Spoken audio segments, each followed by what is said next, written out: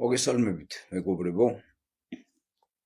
როგორც იცით, გახლავართ ჯემალ აბულაძე, Facebook-ზე ჯგუფი დედამიწელების შემქმნელი, მისი ადმინისტრატორი. ამ ჯგუფში ვსაუბრობთ კაცობრიობისთვის ყველაზე მნიშვნელოვან საკითხზე დღედან დასაბამისა, რო იტყვიან, როდესაც ადამიანმა შეიცნო თავის თავი,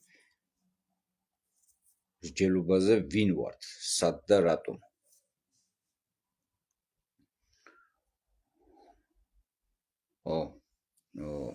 დღეს გვექნება ვთვლი, რომ საკმაოდ სერიოზული საუბარი სხვადასხვა საკითხების განხილვაზე. ერთი პერიოდი ჩემს კედელზე ვწერდი და მე აქეთ გადმომქონდა ჩვენს ჯგუფში, რადგან Facebook-ი შლის ყველა 30 დღეში ერთხელ ჩანაწერებს, მაგრამ ეხლა ესე გადავწყვეტე, რომ აქ ჩავწერ და მე აქედან ჩამოვტვირთავ და ავტვირთავ ისევე ჩვენს ჯგუფში. მოკლედ, ჩემო მეგობრებო, ბოლო დროს უამრავი ვინმე გამოჩნდა, მე არ ვამბობ ხელ სლავიურ და სხვა ენოვან სივრცეებს, სოციალურ ქსელებს, იქნება ეს Facebook-ი, TikTok-ი თუ Instagram-ი თუ რაღაცა, მე ახლა Facebook-ის გარდა არც ერთი არ მაქვს, მაგრამ მე იქიდან გადმოვტვირთულ ვიდეოებს რომ ნახულობ, ძალიან ბევრი გავრცელი და ისეთი ტიპაჟები, ვინც თავის თავს გამოღვიძებულებს უწოდებენ. ბჭყალებში მაგრად მეცინება. არ გეგონოთ რომ მე იმად დავცინი, მე ჩემ თავზე მეცინება, რა ვიცი, მე არ ვაძლევ ჩემ თავს იმის უფლებას და პრივილეგიას, ესე ვიტყოდი, რომ როგორმე ჩემ თავს დავუწოდო რაღაც გამოფხიზლებული ძილღვიძილშიც ყოფსაც კი ვიტყოდი, რომ ჰა და ჰა თქო, რაღაცას რომ მიხვდა იმ მდგომარეობაში მყოფს უწოდებდი ჩემ თავს და ვიცი, ვიღაც პიროვნებები იჩითებიან რაღაცა იქ მოუწოდებენ რაღაცებს და ვითომ აი ხელთათ მანიო და ეს არისო ადამიანი და სასაცილოა ეს ყველაფერი, სატირალი რო არა. ვინც კიდე ცდილობს შინაგანი მე გამოიყენოს, იმიტომ რომ ამით ფული იშოვნოს, გეტყვით რომ ის გამოღვიძებული კი არ არის, მძინარეთა შორის ყველაზე მეტად მძინარია რა. ჩვენ აქ ამ სამყაროში ვინც ვართ, ყველანი ერთ უზარმაზარ ილუზიაში ვიმყოფებით. აქ ყოფნა, მატერიალურ სამყაროში ყოფნა არ ნიშნავს აი თვალებიც რო ღია გვაქვს რაღაცას მოქმედებთ, რომ ამას ჩვენ ვაკეთებთ უშუალოდ. დღეს შევეცდები ყველაზე უფრო ახსნადი თეორია დავარქვათ თუ დებულება დავარქვათ თუ რა იმით ჩამოგიყალიბოთ ერთ-ერთი ვერსია, თუნდაც ესე დავარქვათ, ყველაზე უფრო აი მრავალ ნაფიქრი, რომელსაც მაქს სპირსიც ამბობდა, რომელსაც ყველა ეზოთერიკოსი თავისებურად მაღალი რანგის ოსტატები იაზრებენ და ასე შემდგომ, რომ ჩვენ ვიმყოფებით ვირტუალურ სამყაროში.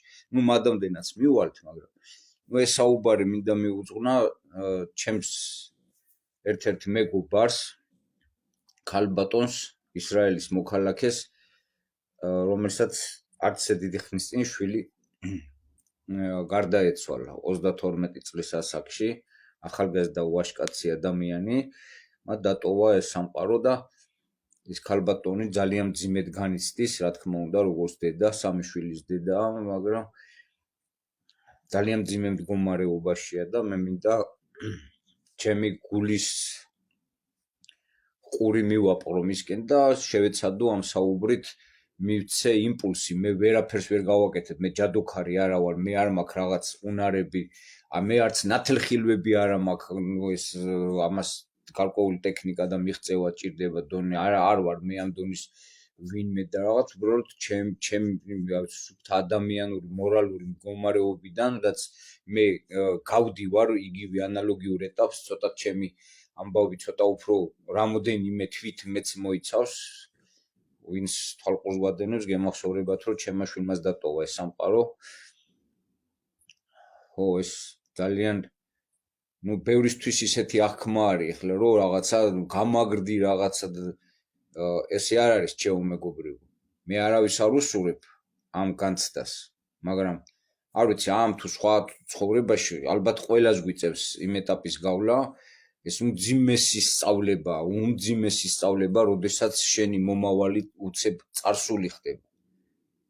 და არ არის საჭირო ის, რომ აი რაღაცა ეს ჯობია საერთოდ სიტყვა არ თქვათ ვიზიარებ, ვიდრე ის, რომ აი გამაგრდი და რაღაც. ეს არის სრულიად გაუაზრებელი სიტყვები. თქვენ რაც არ იცით, არ განგიცდიათ და მე არავის არ უსრულებ ამის განცდას, ეს არის როგორ გითხრათ, არც ხელი მტკივა, არც თავი, არც ფეხი, არც არაფერი, აი შინაგანად უსასრულობამდე შეკუმშული ხარ რა და რაღაც მე რო კიდევ მოქმედებ, ვიაზრებ და რაღაცა თან ამ დონეზე ეს არ არის რაღაცა ისე უბრალო გამოვლინება და არც ჩემ თავს წარმოვაჩენ რაღაცა ზე ბუნებრივად ან რაღაც უბრალოდ ვამოფრო ეს ძალიან რთულია ამის მიღწევა და ვისურვებდი რომ თითოეულ ადამიანში მენახოს ისეთი ძალა, ისეთი ნება, გამოვლინება იმ ნების რომ მას შეეძლოს თავისი სისუსტეების დაძლევა, მას შეეძლოს თავისი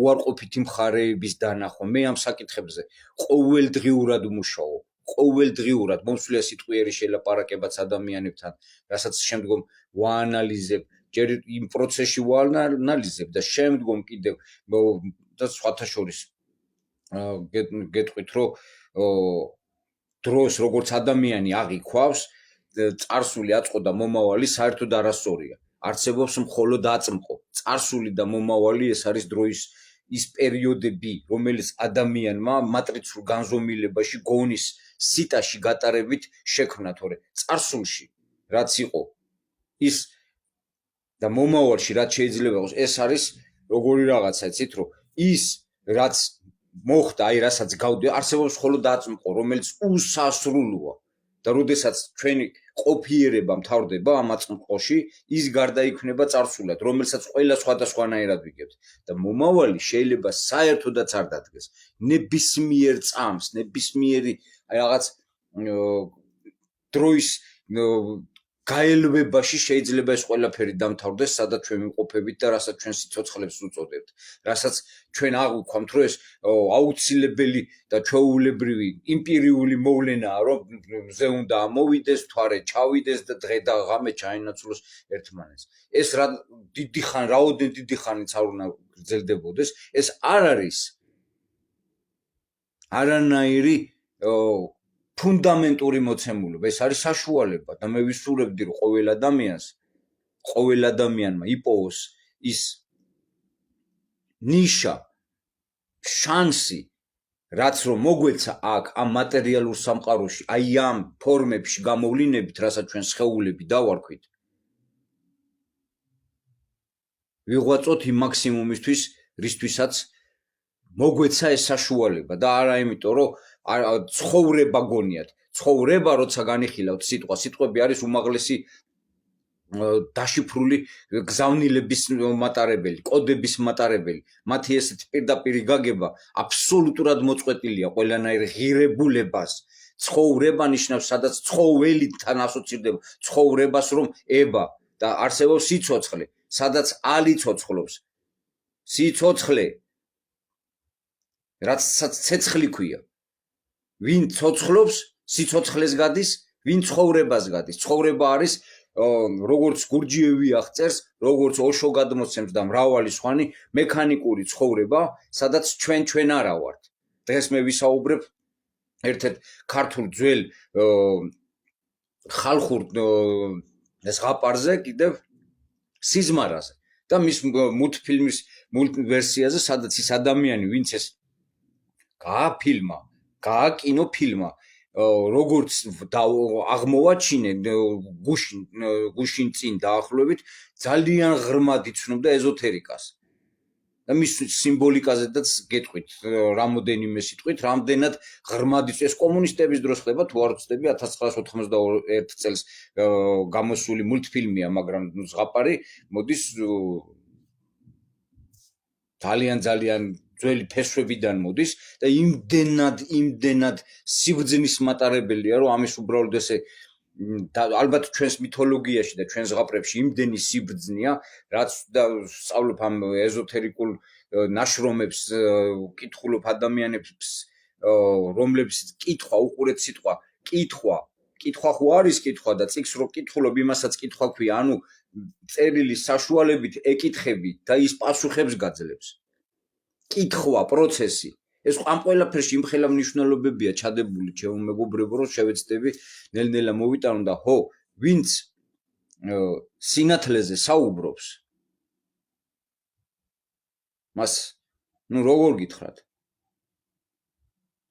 წყდიადი შვილია თვითონ სინათლეზე საუბარი შეუძლებელია სინათლე თვითონ წარმოაჩენს თავის თავს სინათლეს არ შეუძლია სიბნელე რო შეიმეცნოს როცა სინათლე მოდის ის ანათებს გარემოს როცა მზე ამოდის ის იკავებს მისი ნათელი იკავებს სივრცეს მას არ შეუძლია შეიცნოს სიბნელე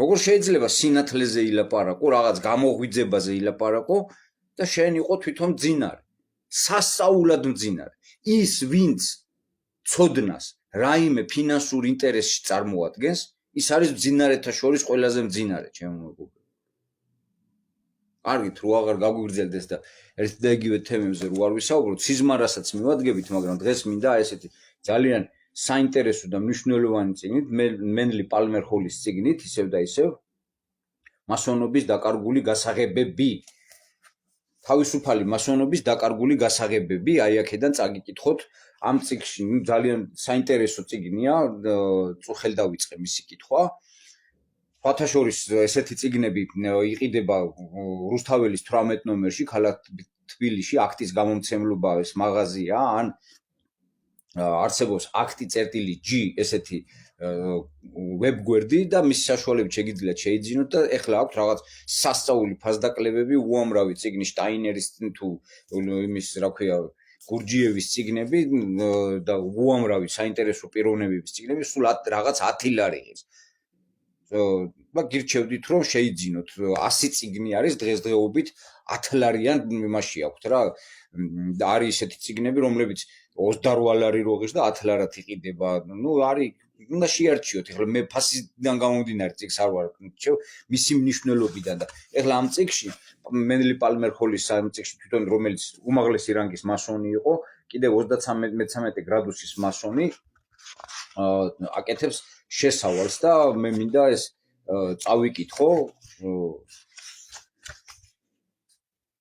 მოგახსენოთ ეხლავე პიროვნების რაინალდ დე ბლაიტი შოტლანდიური რიტუალის 33 გრადუსის ხარისხი ეს არის უმაღლესი ხარისხი მისი წინა სიტყვაობაა ამ წიგში და რაღაც ცირე ამონარიდებს წაგიკითხავთ დღეს ძალიან მნიშვნელოვან თემებს შევეხებით ჩემი აზრით თორე მე საერთოდ გირჩევდით რომ არავის მათ შორის არც მე პირდაპირ ესეთ მნიშვნელობით ნუ მიიღებთ რაღაცა ვინმეს წარმოთქმის რაღაცა იდეალებად რაღაცა ყველაზე მნიშვნელოვანია თქვენს ცნობიერებასთან თქვენს შიგნით თქვენს რაობასთან და ვინც ხართ სინამდვილეში არა ამ სკაფანდრთან ამას არ შეუძლია იყოს ჭეშმარიტი ჭეშმარიტება ჩვენ შიგნით არის მხოლოდ მასთან დაამყაროთ კავშირი მას მოусმინოთ თქვენ რო იტყვიან გულის ხმას მოусმინოთ გულის ცენტრს მოусმინოთ და მას თან კავშირით მიიღოთ გადაწყვეტილებები რა მართებულია და რა არა თორე იმან თქვა ამან თქვა ეს ყველაფერი არის შეიძლება გამოყენებული იქნას როგორც ორიენტირები და არა როგორც უტყუარი მიმართულებები წინა სიტყვაობა ნახეთ როგორი ძლიერი სიტყვა აქვს ნათქვამი რეალობა მუდამ ხელიდან გვისხლტება უსასრულობა დასცენის განმარტებებისა და დოგმების გალიაში მისი გამოკეტვის ჩვენს უბადრუკ მცდელობებს ჩვენი ყველაზე დიდებული მიღწევებიც კი მხოლოდ რჩდილების გაელვებას ჰგავს სინათლის სხივებში თავისი მისწრაფებებით ადამიანის სხვა არაფერია თუ არა ოკეანის დაპყრობის მსურველი მოლუსკი წარმოგიდგენიათ რა მაგრა დაყალიბებს როგორ მოშნად ამბობს რა თავისი მისწრაფებებით ადამიანის სხვა არაფერია თუ არა ოკეანების დაპყრობის მსურველი მოლუსკი ეს ძალიან საინტერესო ის არის, მაგრამ ეხლა რამოდენიმე ამონარიდი მინდა რომ წაგიკითხოთ ამ წიგნიდან ეს 33 შოტლანდიის დიული 33 გრადუსის ხარისხის მქონე მასონი საუბრობს ამას ადამიანის ენა უძლურია სიტყვები მხოლოდ შიფრია ვინ შეძლებს ამ გამოცანის გამოცნობას, მის გაშიფრვას, როდესაც მეც ხო უამრავჯერ მისაუბრია სიტყვების სიტყვები ჭეშმარიტების გადაწყვეტილება შესაძლებელია დაინახეთ რა ლამაზად აქვს მოყვანილი. ვინ შეძლებს ამ გამოცანის გამოცნობას, მის გაშიფრვას, რა არის სიტყვები, რომელსაც ვივიყენებთ? არაფერი, გარდა ფორმებისა და აზრის გამოცარიელებული ჩრდილებისა. ჩვენი ყველაზე ამაღლებული აზრების გარშემო თანამოძმის გასაბმელად უნაყოფოდ ვაგებთ სიტყვიერ ხაფანგებს და შედეგად, როცა ვცდილოთ მას წმინდანი დაუხასიათოთ, ის დემონს ხედავს, ხოლო როცა ბრძენის აღწერას ვცდილობთ, სულელს. ფუх, ყვირის ის, შენც კარგი სულელი ყოფილხარ. აი, თელი სიტყვების არსი, როგორ კოხტად გადმოსცა ადამიანი. ხლა მინდა თავად მენლი პალმერ ჰოლის ძალიან ძლიერი სიტყვები გითხრათ, ჩემო მეგობრებო და ამ წიგნს შემდგომ გადავდებ ცოტა ხნით, სხვა იმას გავაგრძელებთ. ეხლა ამას ჩემს მეგობარს ქალბატონ მარის ვეუნები და თითოეულმა მინდა თქვენად გაიგოთ, გაიაზროთ, გაანალიზოთ სიცოცხლის არსი. მენლი პალმერ ჰოლი როგორ ნახეთ, როგორ ძალიან მაგრად გადმოსცემს. სიცოცხლე მიღწევებისთვის გამოყოფილი დროა. თქვენ არ გეგონოთ, რომ სულ ასე იქნება, ან სულ ესია და რა მაგარია და რაში ვატარებთ იმ დროს, რაც გვებოძა. სიცოცხლე მიღწევებისთვის გამოყოფილი დროა. ყოველი გაფრენილი წამი შესაძლებლობაა და დიადი ადამიანი, ვინც სიცოცხლეს ყველაფრის მიღწევის შესაძლებლობად აღიქვამს. ხელოვნება, მეცნიერება, რელიგია, ძეგლებია, რომლებიც კაცობრიობის მიღწევების პატივსაცემად და ადამიანის განვითარებადი გონების წინაშე მემორიალებად აღმართულან. რათა მათი დახმარებით ადამიანმა განსაზღვრული შედეგების მიღწევის უფრო ეფექტური და ინტელექტუალური მეთოდები შეიმეცნოს. კურთხეულ არიან ისინი, ვისაც სხვისი გამოცდილების გამოყენება და უკვე აგებულში თავისი წვლილის შეტანით, თავისი იდეების და ოცნებების განხორციელება შეუძლიათ. მათ, ვინც ადამიანს აძლევს იმას, რისი საჭიროებაც ამ უკანასკნელს აქვს. თავისი ეპოქაში იშვიათად აფასებენ, თუმცა მოგვიანებით მათ ადამიანთა მოდგმის ხსნელებად აღიარებენ ხოლმე. ამ წიგნს ძალიან საინტერესო რაღაცებია გადმოცემული, თავისუფალი მასონობის დაკარგული გასაღებები და არღის ძვირი, სხვათა შორის, ახლა იმაზე აღარ ვისაუბრებ და მინდა ისეთ საკითხზე გესაუბროთ, ახლა რასაც ამ სამყაროს შესაძლო ყველაზე უფრო მართებული ვერსია შეიძლება უწოდოთ, თუ ღრმად ჩაუფიქრდებით. წარმოიდგინეთ განზომილება, სადაც არ არსებობს სივრცე, რადგან არ არსებობს არანაირი მატერია, მაგრამ არსებობს სიცოცხლის ისეთი ფორმა, ენერგიების სახით, ჩვენ რასაც სულს უწოდებთ, სულიერი სამყაროზე მაქვს საუბარი, სადაც არ არსებობს დროის ცნება.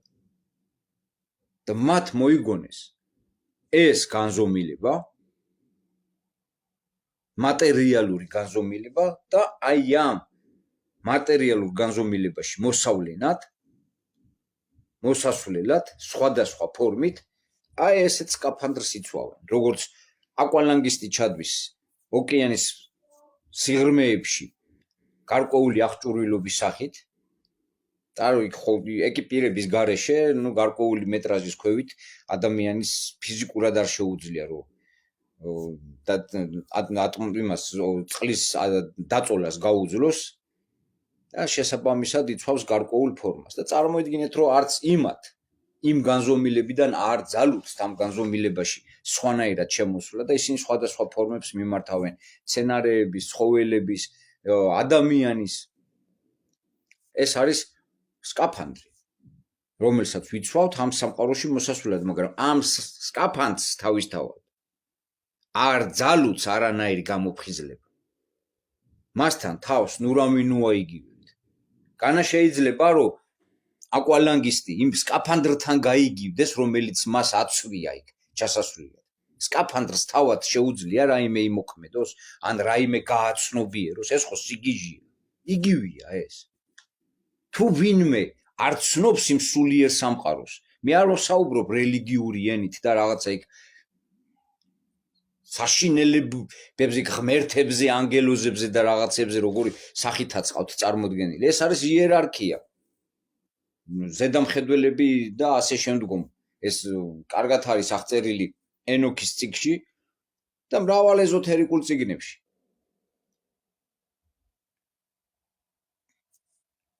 როგორ გითხრათ ახლა? ეს აქ ყოფნა იმათვის, ვინც იქ უსასრულოდ, უფორმოდ და ყოველგვარი შეცნობის გარეშე, შეცნობის როგორ არის, აღქმების გარეშე, თორე ის გაიგივებულია ყველაფერთან, მისთვის ყველაფერი ერთია რა. მისთვის არ არსებობს ტკივნეული, სასიხარულო, რაღაცა ის გემრიელი, უგემური. იმიტომ რომ არა, აღქმაში ესეთი წარმოდგენა იქ არ არის მატერია. შესაბამისად, ის შეგრძნებები, რასაც ჩვენ აქ განვიცდით, ემოციები იქ არ არსებობს.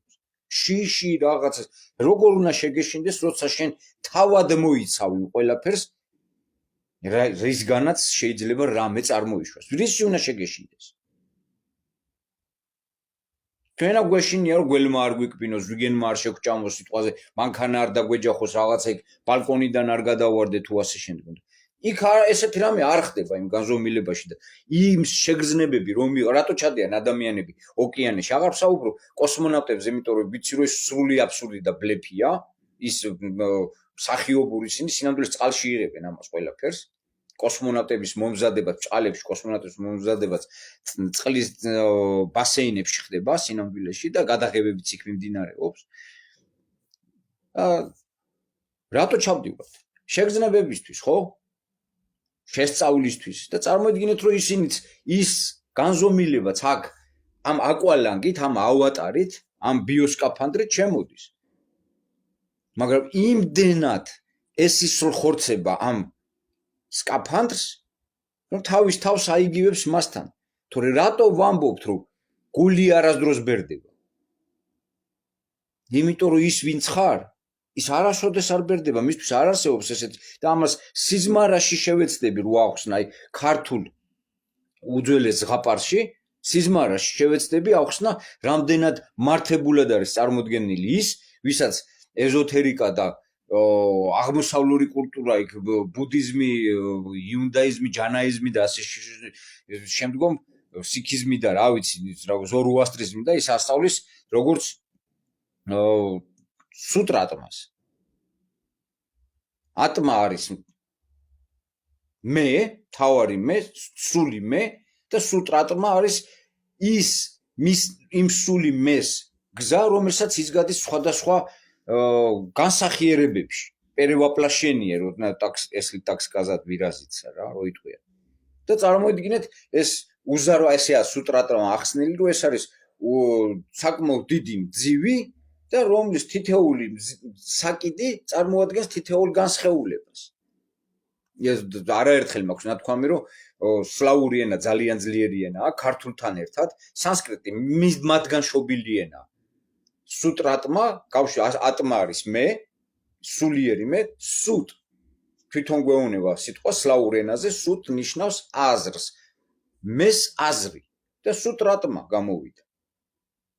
არავით არის სანსკრიტი არ შეიძლება არ იყოს ქართულზე და სლავურ ენაზე ძველი. ეს ორი ენა არის უძველესი ენები, რომლებიც მოიცავს უზარმაზარ კოდებს.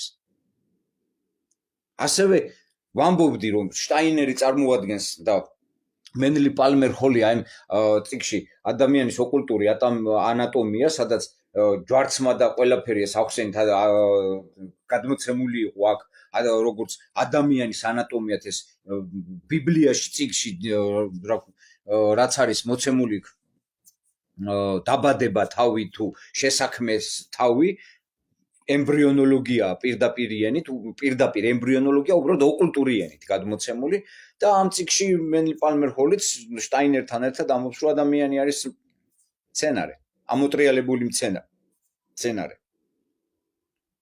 შტაინერი ამბობს რომ ყველა მცენარეში თვლემარე არსება ადამიანი უნდა შევნიშნოთ, თუ მას ღრმად დაუკვირდებით. მომავალში ის ამბობს ადამიანი გახდება ღმერთების პანთეონში და მის ადგილს დაიკავებენ მცენარეები. და ნათქვამი იყო, გახსნილი იყო, რომ ადამიანი წარმოადგენს მინერალების, მცენარეების და ცხოველების ნაერთს. მინერალები ძვლოვანი სტრუქტურის სახით, მცენარეები წვერების და თმოვანი საფარის სახით, რაც გაგვაჩნია, ეს არის მცენარეული წარმონაქმნები და ცხოველები ისინი არიან ჩვენი ორგანოები და თითეული ჩვენი მოლეკულა უჯრედები უმცირესი სულ უმცირეს ატომებამდე, რომლებიც ცოცხალ დაღუღავენ დახტიან და ათასნაირ ფუნქციებს ახორციელებენ. უბრალოდ ადამიანი არის წარმოდგენილი ამოტრიალებული მცენარის სახით, მცენარე, რომელიც მიწისგან საზრდოობს და მზისგან ზემოდან იღებს ენერგიას, ჩვენ პირიქით მზისგან ვიღებთ ენერგიას, უმთავრეს ენერგიას და ადამიანი ახლა გამოყოფილია დედამიწისგან ფეხსაცმლით, რაღაც საცხოვრებლებით, თორე ჩვენ რო ფეხში შველა დავდიოდით, გაცილებით მეტი წვდომა გვექნება იმ ენერგიის წყაროსთან, რასაც დედა ბუნება წარმოადგენს, რასაც ქართულ ენაში დედა მიწა წარმოადგენს. ქართულად სხვა ახსნა არ არსებობს დედამიწის. ჩვენ ვიცით მხოლოდ დედამიწა, რომელსაც ბუნების მთავარ წარმონაქმნს დედამიწას სანსკრიტული ენა უწოდებს პრაკრიტს, რომელიც პურუშამ გაანაყოფიერა. მამრმა საწყისმა ვიშნუმ გაანაყოფიერა პურუშა. ამაში ყველაფერში უდიდესი აზრებია ჩადებული. ჩემო ამხანაგებო, ჩემო მეგობრებო, ჩემო გულიანებო. მინდა რომ ამ ყველაფერზე იფიქროს ადამიანი. და ახლა წარმოიდგინეთ, რომ ის არსებები, ქმნილებები, ვინც შემოდიან ამ სამყაროში, რომლებმაც შექმნეს ეს სამყარო, მატერიალური სამყარო, რათა თავიანთი შეგრძნებებისთვის, როგორც ჩვენ ვირტუალურ სამყაროში ახლა რაღაც ვირტუალური სათვალეები არსებობს, ან ათასნაირი გეიმ თამაშები არსებობს, შევდივართ შეგრძნებებისთვის, სხვადასხვისთვის შევდივართ და სხვადასხვა დონეებს, მიღწევებს ვახცევთ და შემდგომ ვაუმჯობესებთ, ისე შემოდიან ამ სამყაროში, მაგრამ როგორც მაქს სპირსი ამბობდა, როგორც შტაინერი ოღონდ სხვაენით გადმოგცემს კიდე, რომ ატლანტიდის ეპოქის მეხუთე ქვერასაში სემიტების მოსვლით დაიწყო ადამიანში მოხდა რაღაც ამბობს ის და გონებრივი პროცესი დაიწყო. ანუ ადამიანმა ბუნებასთან კავშირი შეწყვიტა, მანამდე თუ ის ბუნების კანონებს ემორჩილებოდა და ბუნების კანონებით ხელმძღვანელობდა, დაიწყო თავისი კანონების შექმნა, თავისი წესების შექმნა, ანუ განცალკევდა ბუნებისგან. და დაიწყო დამოუკიდებელი განზომილების შექმნა. ანუ მაქს სპირსი ამას ამბობს, რომ ვამპირიული ცნობიერება შემოიჭრა ამ განზომილებაში, რომელსაც ახსოვს თავის, ის ჩვეულებრივად იბადება, კვდება, მაგრამ ახსოვს თავისი ყველა წარსული ცხოვრება. და ის დღეს არის ამ სამყაროს დიდი მოურავი. რომელსაც სატანას ეძახიან, ბელზებელს. უამრავი 99 სახელი აქვს. ბაალი, ვულზებული და ასე შემდგომ.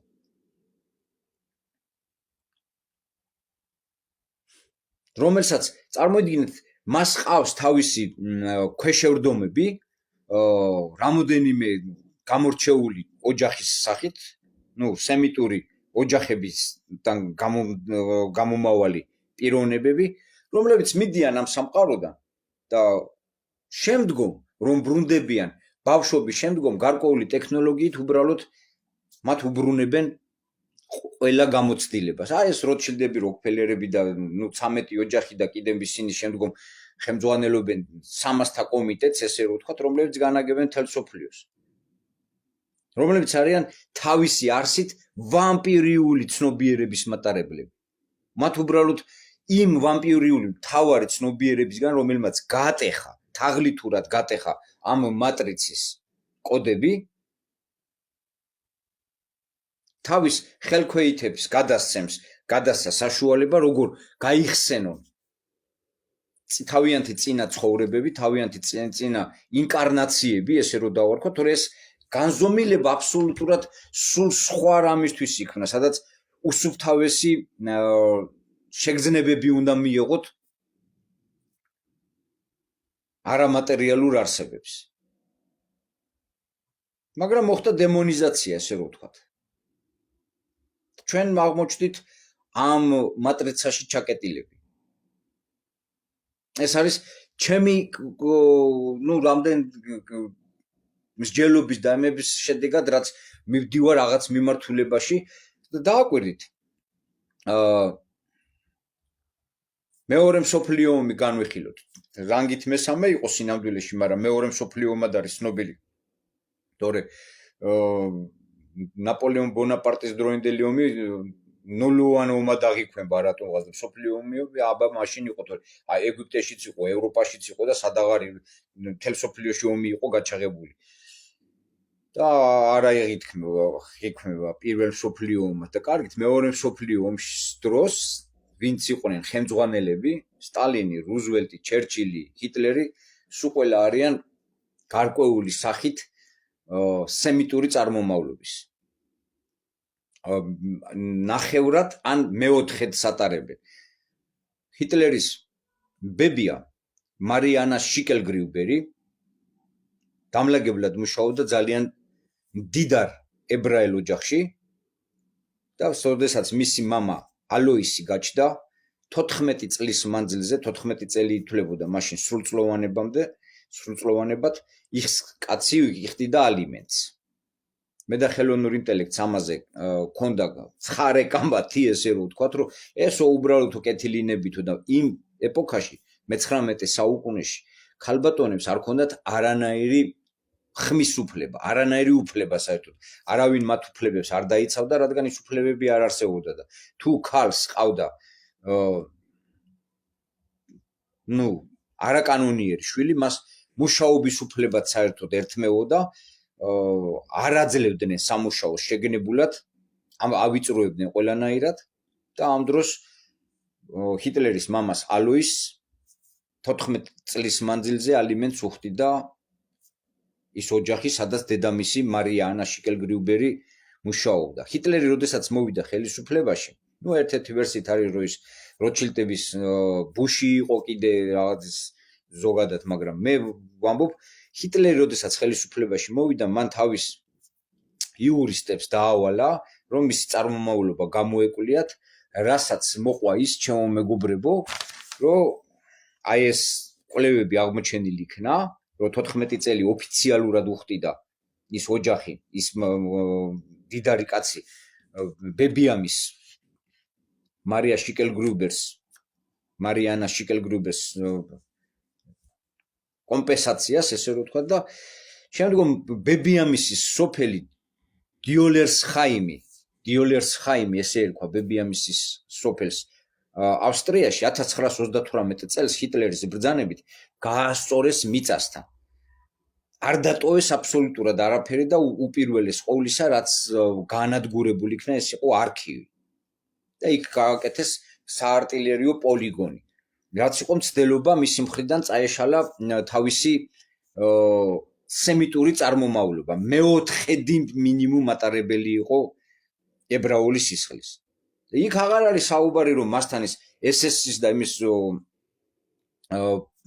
ანანერბეში კიდე მრავალი მაღალჩინოსანი სულ სემიტები იყო. ნაცისტურ გერმანიაში ჯარში 150,000 სემიტი მსახურობდა. 150,000 ჯარისკაცი და ოფიცერი მსახურობდა. წარმოგიდგენიათ ეს რამხელა რიცხვია? ანუ მათვე მოუწყეს ჰოლოკოსტიც და ყველაფერი თავისსავე ხალხს, სემიტებს, რათა გაეკეთებინათ ის, რაც გააკეთეს, რომ შემდგომ სტალინის მეშვეობით 1957 წელს შეექმნათ ისრაელის სახელმწიფო. ჰიტლერი იმდენად საშიში გახდა თავის კვლევებით, სწორედ იმ ანანერბეთი, წარმოიდგინეთ, რა უნდოდა ეგვიპტეში, რას ეძებდა ტიბეტში, ანტარქტიდაში, აგერ ომი გაქანებული მთელ მსოფლიოს დაეტაკე და იბრძვი და კავკასიაზე წაიტეხა ბოლოს ხვიმპირი. იმ დროს, როდესაც მოსკოვთან ისეთნაირად იდგა, რომ სადაც იყო დაეცემოდა მოსკოვი, გახსნა მეორე ფრონტი კავკასიაზე, რამაც მისი წაგება გამოიწვია. ესე იგი, კონკრეტულად რაღაც სწავლებს ეძებდა ეგვიპტეში, სადაც უძველესი მისტერიული სკოლაა, ტიბეტში მოიაზრება, რომ გობის უდაბნოში არის ის სასწაულმოქმედი ქალაქი შამბალა, ანტარქტიდა, სადაც ყველა გაცნობიერებულმა იცის, რომ არის გასასვლელი სხვა განზომილებებში, სხვა სამყაროებში, უпростоრად სხვა სამყაროებში. დედამიწა რომ არ არის არანაირი გლობუსის ფორმის და სადღაც მფრინავი, არამედ უზარმაზარ სივრცეზე განლაგებულ კონკრეტულ ადგილს ქვია დედამიწა.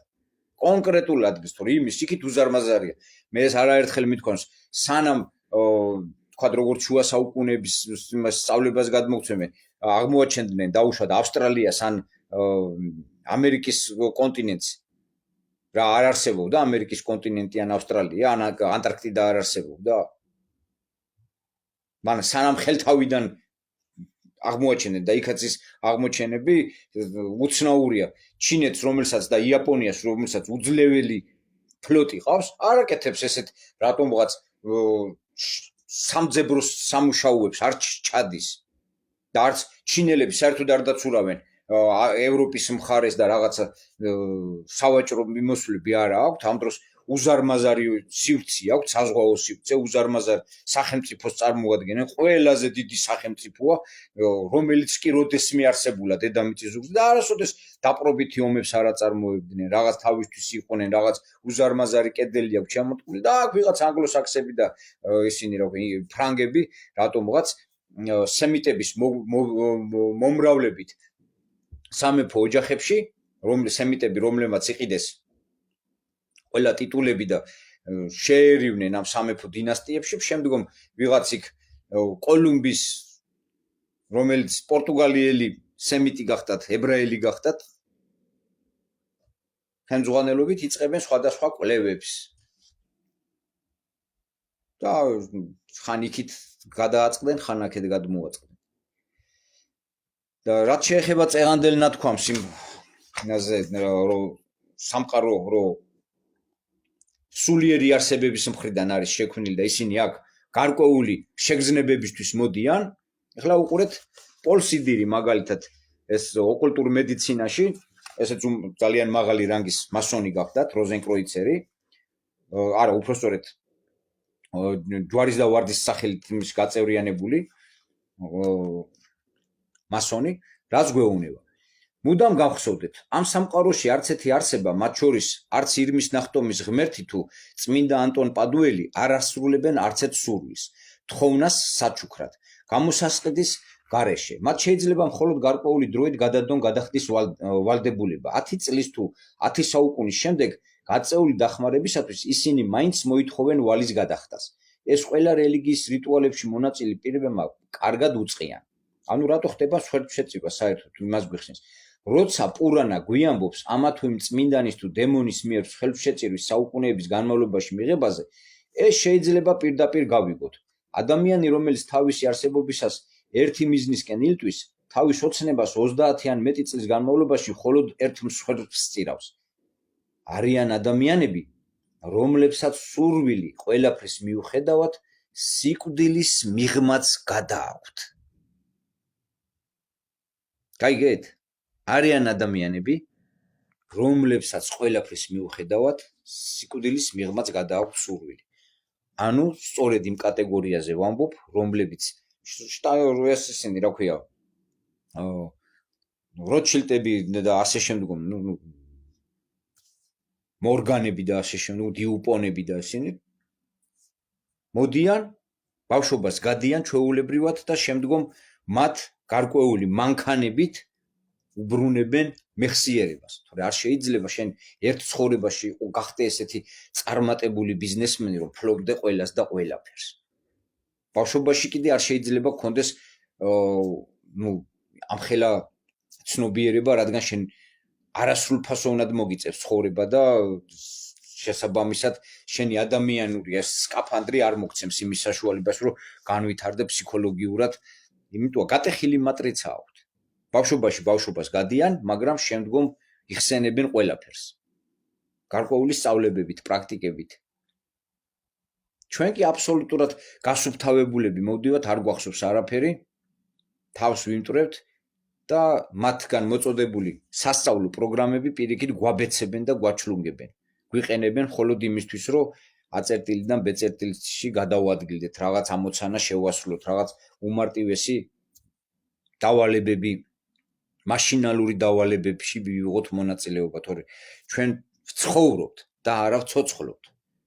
ცხოვრება ცხოველთან, ცხოველურ ყოფასთან ასოცირდება. სიცოცხლე კი არის მოგიზგიძე ცეცხლი, კოცონი. ისინი სიცოცხლით არიან დაკავებული. ჩვენ ცხოვრებით, ყოფიერებით. არ ვიცი ახლა ვის რამდენად გესმით, რასაც გადმოვცემ, რასაც ვცდილობ რომ მოვიტანო. ჩემი მიმართულება არ არის ის, რომ მე ვინმეს რამე გასწავლოთ. მე უბრალოდ გარკვეულ იმპულს გაძლევთ, რათა მეტად იაზრონოთ. რათა მეტად იფიქროთ, ვინ ხართ, სად და რატომ, საიდან მოვსულ ვართ, სად ვართ და წავალთ სადაო. ვის აღქმაშიც წარმოუდგენელია, რომ სულიერი სამყარო არსებობდეს. მისთვის რა მნიშვნელობა აქვს ის 10 წელს სიცოცხლებს, 100 თუ 1000 წელს. მის ბოლო სასრულია. მე კი გეოვნებით. ის ვინც ვართ, ის ენერგიის გამოვლენა. ის უსასრულოა. გარდაცვალებაც ამას გვენ ეს არაერთხელა მაქვს ნათქვამი და არ მინდა ახლა ერთი და იგივე ვიმეორო, ვისაც ინტერესი და სურვილი გექნებათ, ნახეთ წინა და წინა ვიდეოები. რათა მეტად შეიმეცნოთ, რას ნიშნავს გარდაცვალება. უმერეთ, ანუ პამინიათ მერნასთ, შეცვლა განზომილების. ეს არის გარდამავალი სვლები. რას გვასწავლის ფიზიკის ყველაზე მნიშვნელოვანი ენერგიის შენახვის კანონი, თერმოდინამიკის პირველი კანონი. რაღაც პრიმიტიულ უაზ და ყვირილს იქ ფეხბურთს თამაშობენ ბავშვები, რეგბი, კალათბურთი, რაგბი თუ რავი, 1000 რაღაცა სისულელი, ცეკვა, ტაშფანდური სიმღერები, მიდი, გადი, გასცი, გარმონი და ასე შემდგომ. ამასობაში გავიდა სიცოცხლე. სულ ფუჭი მიმართულებებია ეს, თავარია რომ მოგვარიდონ იმ ცოდნებისგან, რაც აი ამათშია.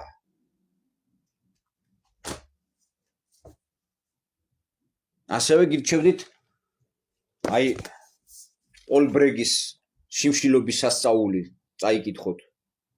რას ძალუც მართებულ შიმშილს, ავტოფაგიას გუშინ დავამთავრე 3 დღიანი ფშრალი შიმშილი, ანუ შიმშილის პროცესი, სადაც სითხესაც არ იღებ, წვეთ სითხესაც კი არ იღებ. ამას პერიოდულად მიმართავ. ყველაზე მაქსიმალური ფშრალი შიმშილი 5 დღიანი განმეხორციელებია, ჩვეულებრივი შიმშილი 14 დღიანი. და ვერ ვაღწევ ჯერ იმ სრულყოფილებას, ჯერ არ მიმიღწევია, რაც მე მინდა. რაღაც ვნებები ჯობნის რა, რაღაც მომენტში. თორე ადამიანი იმაზე მეტია, ვიდრე საბრალოს გონია თავი, ამბობს ოთარ ჭილაძე. თავის ერთ-ერთ შესანიშნავ ლექსში. ეხლა რაც შეეხება სიზმარას. წარმოიდგინეთ, რასთან არის ასოცირებული თვითონ სახელწოდება. ძილთან სიზმარში ვართ. და წარმოიდგინეთ, როგორ იწყება მულტფილმი, აი თქვენ ცნობიერებაში გაიხსენეთ, ან შემდგომ ჩაწერეთ YouTube-ში სიზმარა და ამოგიგდებთ რა, მაგ მოძებნით მაგ ქართულ შესანიშნავ მულტფილმს და იქ ნახავთ მეფე, ამას სიკვდილი, იმას ჩამოხრჩობა, ამას მეფეა. მის ვნებებში მეტი სიამოვნება მისთვის აღარაფერს არ მოაქვს, ამას სიკვდილი, იმას ჩამოხრჩობა, ამას სიკვდილი, იმას ჩამოხრჩობა. გადახედეთ თელს პოლიტიკურ სივრცეს განა რომელიმე სხვა ვინმე რამეს აკეთებს, როგორ შეზღუდოს, როგორ მოაშთოს სიცოცხლის ეს ფორმა, რომელსაც ჩვენ ადამიანს უწოდებთ, განა სხვა ვინმე რამეს აკეთებს, ხელისუფლებაში მყოფთაგან, ამას სიკვდილი, იმას ჩამოხრჩობა, ამას სიკვდილი, იმას ჩამოხრჩობა და ხელს აწევს მეფე და ეგრევე მიდის დასაძინებლად. სიზმარში კი ეცხადება ვირთხა, ჯერ მხოლობით ფორმაში, რომელიც დამპიტაურით უახლოვდება. ცნობიერება, რომელიც შიგნიდან ჭამს. შეშინებული უხმობს ძილის მინისტრს და სთხოვს, რომ რაღაც რო კაი სიზმარი მინდაო და ეხლავეო სამეფო კარის სიზმრებს მოგაწვდიო და იქ გადმოუღებს კიდევ 4 მინისტრის სიზმრებს იქ პირველი მინისტრია, ომის მინისტრია, ჭამის მინისტრია და სმის მინისტრი ცალკეა. ჭამასმის კი არა, ჭამის მინისტრი ცალკეა, სმის მინისტრი ცალკეა და წარმოიდგინეთ, წარმოდგენილია თვით თავად მეფე ეს ძილის მინისტრიანად ერთად 5 მინისტრი. ანუ ეს 6 გამოვიდა უკვე. რაღაც ეზოთერიკაში ძალიან ემთხვევა იმ 7 არსებას, რომელშიც წარმოდგენილია მე ფიზიკური სხეული და სიზმარა მე-7-ია. მუდმივი ატმანი, რომელიც არასოდეს ბერდება და გადის გავლილია ყველა ეს პროცესი. თან სიზმრის მინისტრი რასეუნება, რომ ამათ სიზმრებიო, რომ მეფეები გახდნენ. ამას გვეუბნება ოშოც, გურჯიევი, ჩვენ მექანიკურად ვცხოვრობთ, ჩვენში ნებისმიერი სურვილი ცდილობს გახდეს მბრძანებელი. ჭამა მოვა, ჭამის მინისტრი მოვიდა, ის ცდილობს რომ შენ დაგიპყროს. სექსის მინისტრი მოვიდა, ის პროცესი გინდა რომ განახორციელო. ძილის დრო მოგივიდა, ძილის მინისტრი დაგეუფლა და ასე შემდეგ. და ეზოთერიკაში ახსნილია რომ 7 სხეული არსებობს. ადამიანი ერთი სხეულით არ ცხოვრობს. ჩვენ მის გამოვლინებას ვხედავთ მატერიალურ განზომილებაში ფიზიკური სხეულის სახით, თორემ მას ყავს ეფირული სხეული, მას ყავს მენტალური სხეული, მას ყავს ასტრალური სხეული, უბრალოდ ჯერ ასტრალური და მერე მენტალური სხეული, გონებრივ სხეულს რო უწოდებთ, მერე სული, სხეული როგორც სულიერი სხეული, მერე კოსმოგენური სხეული და ბოლო მოდის ბრაჰმანი. ანუ ის ატმანი, ვიზეთ ვსაუბრობთ. და ამით იქნება სუტრატმა. ანუ წარმოიდგინეთ, ის ჯერ რამხელა საიდუმლოს ფლობდა და როგორც ეს სიზმარა დაწერა. და შემდგომ ვინც ეს გაამულტიპლიკაცია უზარმაზარ ეზოთერიკულ ცოდნას ფლობდა და ეს კომუნისტების დროს. და კომუნისტები არ იყვნენ ის ხალხი, რომ უბრალოდ რამე გაპაროდათ. იქ რაც ხდება, მზის და მთვარის სიზმარში რას ხედავს ის? აი ამ სიმბოლოს თუ ჩანს, არ ვიცი, მზის და მთვარის ქორწინებას. ეს არის ეზოთერიკა მზის და მთვარის ქორწინებას. მზე და მთვარია და უკან 6 ვარსკვლავი აქვს. აქეთ მზე, იქით მთვარე, უკან კიდევ ვარსკვლავები. და ყველა ვარსკვლავს 6 ქიმი აქვს. 6 ვარსკვლავია, 6 ქიმიანი. 6 ქიმიანი ვარსკვლავი არის ზუსტად დავითის ვარსკვლავს რო ეძახიან, სინამდვილეში სატურნის ვარსკვლავი. 2 სამკუთხედი ამოტრიალებული. ერთი ზევით მაყურებელი ესე სამკუთხედი, მეორე ქვევით მაყურებელი სამკუთხედი ერთმანეთის კვეთაში, სადაც მამრის და დედრის, ინის და იანის კვეთა ხდება. სადაც ჰაერი და დედამიწა ერთდება. სადაც მზე და მთვარე ერთდება, ანუ მათი ქორწინებაა გამოსახული. იმიტომ აქვთ ებრაელებს დატანილი თავიანთ იმაზე, რა ვთქვი, დროშაზე ეს სიმბოლო, სადაც თითო სამკუთხედი სულს ნიშნავს. სამკუთხედში ჩახატული თვალი, აი ეს პირამიდის თავზე რო აქვთ, დოლარიანზე დახატული. სულში გამოსახული ყოვლის მხედველი თვალი, ეს არის ზუსტად შემოქმედის თვალი, რომელიც გვეუბნება, რომ ყველა დაკვირვების ქვეშ ხართ. მე ყველას გხედავთ. მზეს და მთვარის ქორწინება, ეს წარმოადგენს სხეულის და სულის ქორწინებას. სადაც ის ახალგაზრდა ბოლოს მეფდება და მეფდება ვისით? მეფისსავე ქალწულით, ქალიშვილით, რომელიც აძლევს მას 6 ვარსკვლავს. დედას დამიძახეთო პირველი ბრძანებას რას გასცემს სიზმარა, როგორც კი მეფედ მოისვავს, თავის გვირგვინოსნად მოისვავს. დედას დამიძახეთ ნიშნავს პურუშას დამიძახეთ, პრაკრიტს დამიძახეთ, დედა ბუნებას დამიძახეთ. და იწყება შექმნა, შემოქმედება. მანამდე მეფე დრო იყო, ამას სიკვდილი იმას ჩამოხრჩობა, ამას სიკვდილი იმას ჩამოხრჩობა და სულ ვერთხები ელანდება მარტო. და როგორც კი ის ნამდვილი ატმანი, მე მუდმივი უკვდავი ახალგაზრდა მე იკავებს მეფის ადგილს, პრაკრიტთან ერთად იწყება სიცოცხლე. თავად მეფისასული არის დედრი საწყისი, თავად სიზმარა ის ახალგაზრდა ბიჭი მამრის საწყისია, ერთი პრაკრიტია, მეორე პურუშა და მათი განსახიერება, დედა ბუნება, მათი ერთობა გამოსახულია დედას დამიძახეთ. მას მამა არ აყავს. მამა არ აყავს. დედას დამიძახეთ, იმიტომ რომ დედაა პორტალი, საწყისი. დედის ცნობიერებით თავის ქალბატონთან შედის კონტაქტში და ამყარებს სიცოცხლის დაბადებას. ნამხელად ცოდნაა გადმოცემული აი ამ ერთი შეხედვით პატარა მულტიფილმში. მე კი ამას ესე ვუყურებდი, რომ რაღაც გასართობი, იქ პირდაპირ არის ნაჩვენები, მეფე რო პირს გააღებს, რომ დაამტკნარებს და საწოლში რო პირში უჩანს ის საწოლი. ის მინისტრების და ყველა მინისტრის სურვილი რომ მეფობა.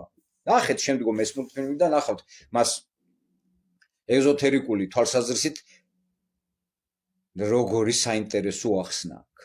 და ვინ იცის კიდე ესე რომ გავყვეთ ჩვენს მითოლოგიას და ზღაპრებს, რამდენად საინტერესო იქნება მათი შესწავლა. ჩვენ კი გვასწავლიან ბავშვობიდან რომ 2x2 4-ია. სინამდვილეში არ არის ეგრე. არანაირი ციფრები არ არსებობს. ჩვენ გვეუბნებიან რომ რომაელები აშენებდნენ გზებს, ჩვენ გვეუბნებიან რომ პითაგორამ დაიწყო მათემატიკის ფუძემდებელი იყო პითაგორა. მე გეკითხებით. რომაელებს კიდე რაღაც ჩხირები ქონდათ, ესე რომ ვთქვათ, ვითომ ციფრების გამოხატველად, რომლებითაც შეუძლებელია მაღალფარდოვანი გამრავლებები და გაყოფები. და ბერძნებს, ძველ ბერძნებს საერთოდ არ ქონდათ არაფერი, მხოლოდ ციფრები საერთოდ არ ქონდათ და ისინი ვითომ ასონიშნებს ამრავლებდნენ. რაც აბსურდია. ასონიშნებით საერთოდ ვერ მოხდება ვერაფრის გამოთვლა. ეს შეიძლება პრიმიტიული რაღაცა. მაშინ როგორ გინდა შენ უმაღლეს მათემატიკა შეიმეცნა პითაგორა და შემდგომ არისტოტელემ და პლუტონმა და სოკრატემ და ამათმა რანაირად რომელსაც მხოლოდ ასონიშნები ქონდათ და არ ქონდათ მათემატიკური მეტი გამსაზღვრებები. ქართულში თუ ვინმე ცდილობს რომ მოგვიყვანოს ჰემატრია, აბსოლუტურად ცდალია. რადგან ის რიცხვები, რომლითაც მის აღწერას ცდილობენ იმ მატრიცაში, უბრალოდ არ არსებობდა იმ დროისთვის. ჩვენ რა ციფრებსაც ვიცნობთ არაბულად წოდებულ სინამდვილეში ინდურს. საერთოდ არ არსებობდა იმ დროს, როდესაც ასომთავრული არსებობდა. და მას გაცილებით უფრო დიდი მნიშვნელობა ჰქონდა. ჩვენ არც ჩანაწერები არ აქვს. საერთოდ ერთ ჩანაწერი არ აქვს, ეს ხელოვნურად განადვი ახლა ერთი და იგივეზე რო არ ვისაუბრო, ეს ყველაფერი მიდის იმაზე, რომ ამ სამყაროში მოხდა გადაკეთება. მატრიცის გატეხვა, რასაც მაქს სპირსი საუბრობდა, კოდის გატეხვა მოხდა, ვამპირიულმა ცნობიერებამ მოახდინა ანექსია. და ვართ ჩაკეტილ სისტემაში. გავდივართ სიცოცხლიდან გარდაცვალებით. შემდგომ ქალი და მამაკაცის შეერთებისას წარმოიშვება უზარმაზარი ენერგიის გამოტყორცნა, რაც ყოველთვის ამ ვამპირიული ცნობიერების დაკვირვების ქვეშ არის და ეს სულებს იზიდავს, იწვევს, როგორც საჩოკის თევზს რო იმას გადაუგდებენ ანკესზე. სატყუარას, აი ესეთი რაღაცაა რა, სულისთვის რა, ეს ისეთი კოლოსალური ენერგიული გატყორცნა არის და ის იზიდავს ეს ფორმა შეერთების მამაკაცის დედრის და მამრის შეერთება და მოდის აქ ხელთავიდან. და ვართ ესე ჩაკეტილ წრეში მოქცეული, ეს დაბადება სახით მოსვლა აქ ნიშნავს აბსოლუტურად წაშლილ ცნობიერებას, ასე მოდიან თავადაც. თვითონ ის ცნობიერებაც ეგრე მოდის ამ სამყაროში, მაგრამ აქვთ ტექნოლოგია შემდგომ როგორ აღიდგინონ მეხსიერება. და ყველანი, მათ შორის ბუდაც, იესო ქრისტეც, გურჯიევები, შტაინერები და სულ ყველა ეგრეთ წოდებული გასხივოსნებულები მხოლოდ ქადაგებდნენ. ეს მოქადაგეები სულ ყველა სიბნელი შვილები არიან სინამდვილეში. სისტემის მსახურები. სადაც ცდილობდნენ გავახისათვის შეექმნათ საუკეთესო პირობები, რათა მებაღეს საუკეთესოდ ხარისხიანად ეკრიფა ნაყოფი თავისსავე ბაღში. არანაირი ცვლილებები მათ არ მოუტანიათ. არანაირი პირდაპირი სწავლებები, მასიური სწავლებები არ დაუტოვებიათ. მხოლოდ ოკულტური სწავლებები, რომლებიც განდობილებისთვის არის, ანუ იქ რომ მიგიღონ წევრად, რომელიც გასწავლის შენ ზუსტად იმ წინა ცხოვრებების გახსენებას, იმ ტელეპათიას, იმ ჰიპნოზს, იმ რა ქვია, ტელეკინეს და იმ ზებუნებრივ თვისებებს, ესე რომ ვთქვა, დღეს ჩვენ რო ზებუნებრივს უწოდებთ, არადა რაც შენ დაბადებიდან გაქვს მონიჭებული ამის უფლება რო ისწავლო,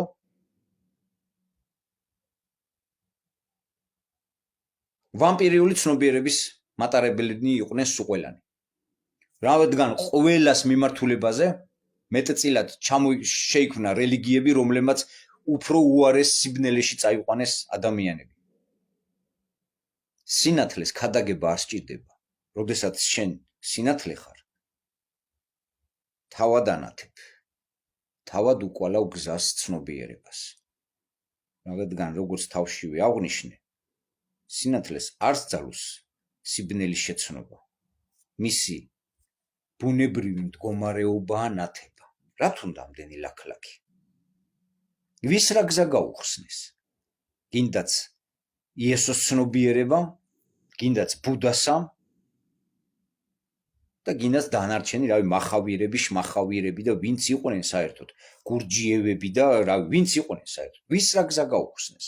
თუ არა რაიმე ოკულტურის სწავლება, თუ არა 7 ბეჭდით დაბეჭდილი დახურული ჰერმეტული ცნობები. ეს ხომ ვიღაც გარკვეული ჯგუფებისთვის არის და არა ყველასთვის. რატომ არ არის ეს სწავლება საყოველთაო? რატომ უნდა გჭირდებოდეს ამის გარკვეულ სადღაცებში ძრომიალი, რომ მიაღწიო რაღაცის შეცნობას? მხოლოდ იმიტომ, რომ ზუსტად იმ ვამპირიული ცნობიერების გარკვეულ წარმომადგენლებს გადაეცეთ და არა საყოველთაო იყოს, არა საყოველთაო გასხივოსნება მოხდეს, მას შესადამე ნათელის დადგომა. არამედ პრივილეგირებულთათვის, რომლებიც შემდგომ მართავენ დანარჩენ ამ ფორმებში, ავატარებში მოვლენილ წმინდა ცნობიერებას. არ ვიცი ვირა გააცნობიერეთ, ვინ ვერ გააცნობიერეთ. ცოტა მეც დაშიფრულად ვისწავლე საუბარი, ცოტა არ იყოს. ამიტომ ნუ შეგეშინდებათ. სიკვდილი არ არსებობს. რამე თუ ამ სამყაროში არც არავინ არასოდეს არ დაბადებული. ჩვენ აქ უბრალოდ ვთამაშობთ, მეგობრებო. ის ვინც ხარ, ის ვინც შენი თვალებიდან იმზირება, მისთვის ყველა ტკივილი და ყველა სიხარული ერთია სინამდვილეში. ეს უბრალოდ გარკვეული წამიერი შეგრძნებებია. მეტი არაფერი. არ არსებობს არანაირი ნათესაური კავშირებიც კი თუ გაინტერესებთ. ეს უბრალოდ ფიზიკურ, მატერიალურ სხეულში გამოვლინებაა, თორე თქვენ რო შვილს უწოდებთ, ის თქვენგან ძალიან განსხვავებული სულია სინამდვილეში. ის შეიძლება თქვენზე ბევრად გამოცდილი და ბევრად ბევრი ძველი მოთამაშეც კი იყოს.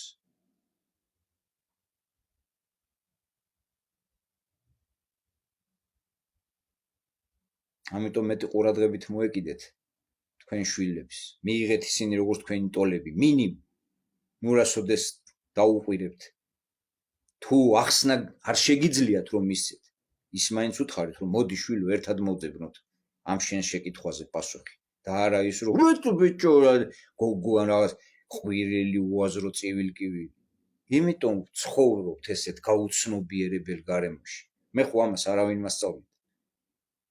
მეც ხომ გავტეხე გარკვეულწილად გარკვეული კოდები და იმიტომაც ვამბობ, რომ ადამიანს სჭირდება საკმაოდ ხანგრძლივი ცხოვრება, რათა შეიმეცნოს და არა იმიტომ სიცოცხლე ჭირდება ხანგრძლივი, თორე არა იმიტომ რომ ყოფადობაში იყოს, რომ რაღაცა უი რა კარგია ეს ხორცი ჩავიყარე პირში. ამ ცნობიერებით ვინც ხართ? რა გითხრათ? ძალიან ცუდია. ვნებებზე, ჭამაზე აყოლილი ადამიანები, ჩასაცმელზე, შეფუთვაზე აყოლილი ადამიანები. ტანსაცმელზე კიდე სხეული ტანსაცმელია და კიდე ტანსაცმელს ვიცვავთ ზევიდან, რა ვიცი, რაღაც სიგიჟეებს. დაუკვირდით როგორ არასწორად ცხოვრობთ ყველაფერში, იმიტომ რომ არ გვაქვს მართებული ცნობიერება. რა ვიცი, ახლა რამდენად გამომივიდა რამის თქვენამდე მოტანა. შევეცდები ეს წიგნი ვეღარ წაგიკითხეთ ადამიანის ოკულტური მედიცინა, ორი თავი წავიკითხეთ, მესამე იმაზე მინდოდა წაკითხვა და მის ბოლოში ესეთი სიტყვები წერია: სამწუხარო შეფასება უნდა მიეცეს ადამიანს, როგორც საკუთარი ტაძრის არქიტექტორს, რომელიც ბოროტად იყენებს სასიცოცხლო ძალებს და ანადგურებს მათ, მაშინ როცა მშენებელს, რომელსაც სამი მდაბალი არსება კლავს, საფლავში მიაქვს სიტყვა, როგორც მისი მდგომარეობის დასტური. ეს არის. ეხლა კი დაგემშვიდობებით, ჩემო მეგობრებო. ყველას დიდი სიყვარულით და პატივისცემით და სიზმარას ნახვა არ დაგავწდით. აბა დროებით.